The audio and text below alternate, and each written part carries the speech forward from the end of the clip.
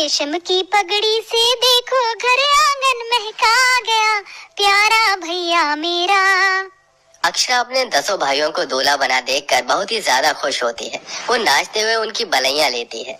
देखो तो कितने हैंडसम लग रहे हैं मेरे भाई, भगवान करे आप सबको किसी की नजर ना लगे। तभी कौशल्या आकर कहती है, अरे अक्षरा, तू यहाँ अपने भाइयों से गप्पे लड़ा रही है। चलकर मेरे साथ लड्डू के डिब्बे बनवा दे मेहमानों को देने के लिए, और तुम सब चलो, घोड़ी चढ़ने के मुहूर्त हो गया है। जी माँ। चलो भैया। माँ, हमारी बहन भी तो जाएगी हमारे साथ बारात में। हाँ हाँ जा अक्षरा। माँ, तुम नहीं चल रही बारात में? पगली है क्या? माँ बेटों की बारात नहीं देखती और ना जाती हैं। अक्षरा 10 भाइयों की इकलौती बहन थी। कुछ देर में वो लड़की वाले के दरवाजे पर आ जाती है, जहाँ धूमधाम से सबकी शादियाँ होती हैं और 10 दुल्हनें ससुराल में आ जाती हैं, जहाँ इकलौती नंद 10 भाभी रचना, संगीता, बबीता, पूजा, गोपी, काजल, भव्या, महिमा, अंजलि और सपना की आरती उतारती हैं। आइए मेरी परम सुंदरी भाभीओ, आप सबका स्वागत है। देख लीजिए भाभी, मैंने आप 10 की शादी में बहुत काम किया है। जब मेरी बारी आएगी तो आप सबको भी करना पड़ेगा। तभी सबसे बड़ी भाभियां संगीता, बबीता कहती हैं, क्यों नहीं करेंगे? आखिर हम 10 भाभी की इकलौती ननद की शादी जो होगी। हाँ, पर इतनी जल्दी मैं ससुराल नहीं जाऊंगी भाभी, पहले तो मैं अपनी 10 भाभियों के बच्चे खिलाऊंगी। बस आप सब जल्दी जल्दी मुझे बुआ बना दो। बच्चे की बात सुनकर 10 बहुरानियों का चेहरा शर्म से टमाटर के जैसे लाल हो जाता है। अक्षरा अपनी सब भाभियों के साथ प्यार मोहब्बत से घुल मिलकर रहती है। अब सबको घर में बच्चे के आने का इंतजार था। देखते देखते 6 महीने और फिर साल गुजर जाता है। बहुआ, तुम सबकी शादियों को 1 साल हो गया, अब मुझे दादी बनने का सुख दे दो। सब दुखी होकर एक दूसरे का मुंह ताकने लगते हैं और 5वीं नंबर की बहू कहती है, माँ जी, बच्चा होना न होना हमारे बस में नहीं, विधाता के हाथ में है। तभी खटास भरे मन से सास ने कहा, अरे भगवान को दोष मत दो, तुम सबके लटके झटकों में कमी है। ऐसे तो शादी के 10 साल बाद भी तुम यही बहाने बनाओगी। तब तो मैं बुढ़िया बिना अपने पोते पोतियों का मुंह देखे ही स्वर्ग सिधार जाऊंगी। कौशल्या की कड़वी बात सबके दिलों में कांटों के जैसे चुभती है। वहीं आंखों में आंसू लिए कमरे में चली जाती है, जिसमें दोष उसको कौशल्या का भी नहीं था। उसके मोहल्ले में निकलते ही पड़ोसनें उसे बच्चे के बारे में पूछती हैं। जेठानी जी, अगर हमको बच्चा नहीं ठहरा तो क्या करें? तभी थाली में खाना सजाकर नंद आती है और सबको प्यार से मनाकर खिलाती है। चलिए मुंह खोलिए भाभी, मुझे भूख नहीं है। अक्षरा, ठीक है, फिर आप सब नहीं खाएंगी तो मैं भी नहीं खा रही। ये सुनते ही भाभियां प्यार जताती हैं और 6वीं भाभी भव्या खाना खिलाती है। तुमने अभी तक नहीं खाया, बुद्धू हो क्या? चलो खाओ। सब एक दूसरे को खिलाती हैं। तभी नंद भरी आंखों से भाभियों को देखकर कहती है, भाभी, आप सब माँ की बातों को दिल से मत लगाया कीजिए। और रही बात बच्चे की, तो भाभी भी तो माँ होती है, तो इस नाते मैं आप सबकी बेटी हुई ना, इसलिए अब से मैं आप सबको भाभी माँ पुकारूंगी। भाभी के साथ माँ शब्द जुड़ जाने के बाद 10 के अंदर अपनी इकलौती नंद के लिए अलबेली ममता जन्म लेती है। दिलों का बंधन कुछ इसी कदर का तो होता है। इसी तरह 2-4 साल बीत जाते हैं और कौशल्या लड़का देखकर अक्षरा की शादी तय कर देती है। उसे हल्दी मेहंदी लगने लगती है। सभी भाभियों की आंखों में आंसू भरे थे। बबीता अपनी इकलौती नंद को गीत गाते हुए हल्दी लगाती है। मेहंदी लागे गहने पाके, हाय रोके तू सब को रुला के, सवेरे चली जाएगी तू, बड़ा याद आएगी तू जाएगी, तू बड़ा याद आएगी, याद आएगी। सब रोने लगते हैं।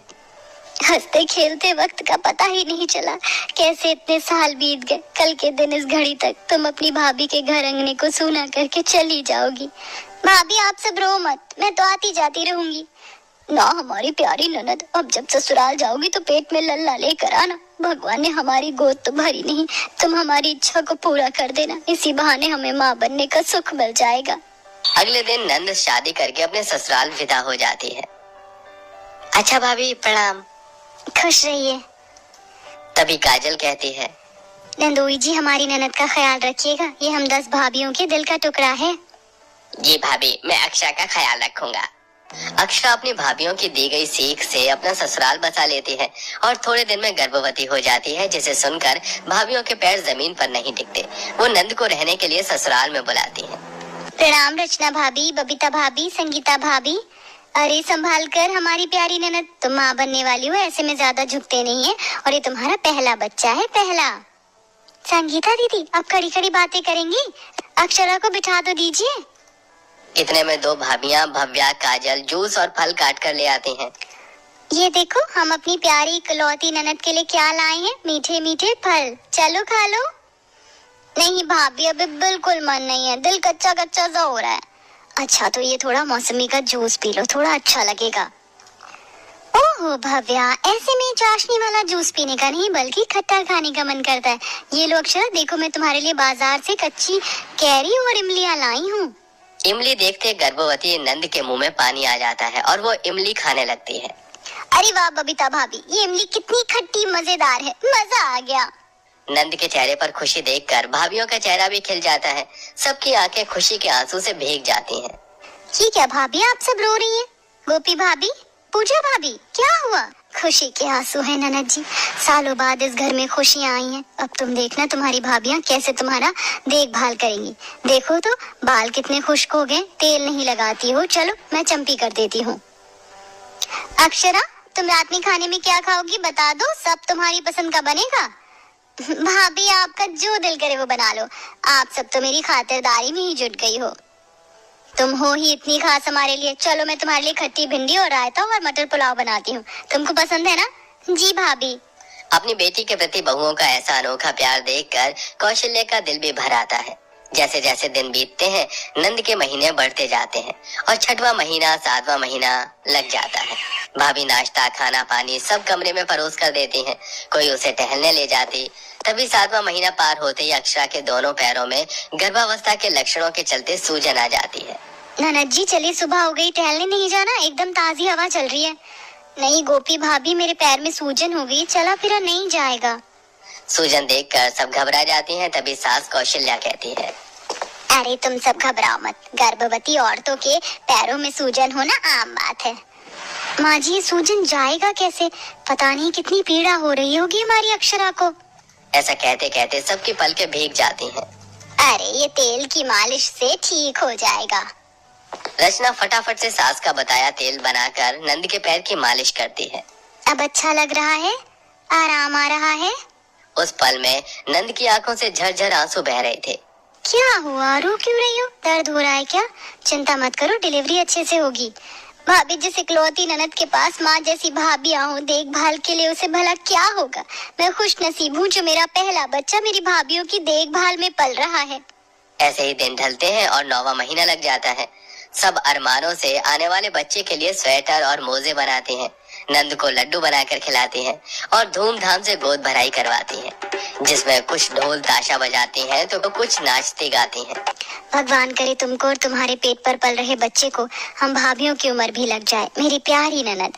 भगवान तुम्हें चांद सा बेटा दे ननद जी। सब आगे आकर तोहफे, झुंझुना, खिलौना देकर आशीर्वाद देते हैं और आखिर में वो दिन आ जाता है जिसका सबको इंतजार था।